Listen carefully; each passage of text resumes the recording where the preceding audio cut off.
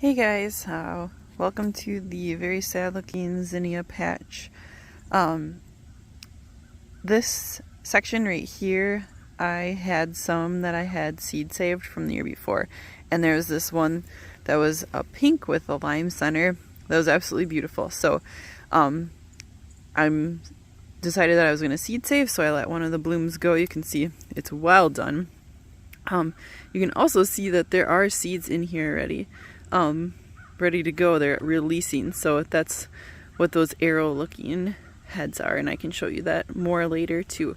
So these were open pollinated, so they had the bees were hitting other zinnias, which means that these will not be exactly true to form, but it should be somewhat similar, and it's really fun to experiment. And I know that I loved this one, and that's what I got from doing this last year. So that's what I'm going to do, is collect this one today. So I've just got my pruners here, or snips I should say. I'm just going to cut off the head,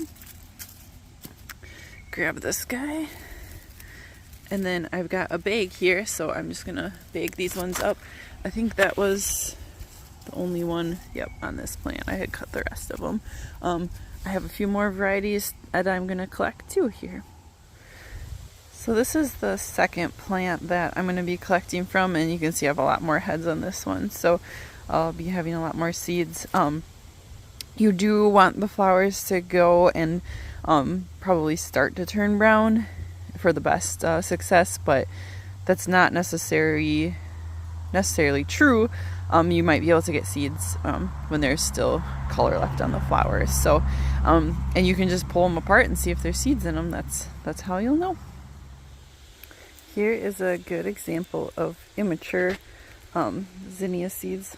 You can see they're still green. That's probably not gonna be a viable seed there.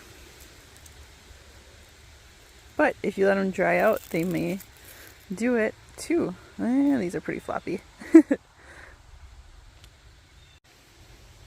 Here's one I took out that looks very green, but it's nice and solid. And I think that one would probably be viable if I let it dry out.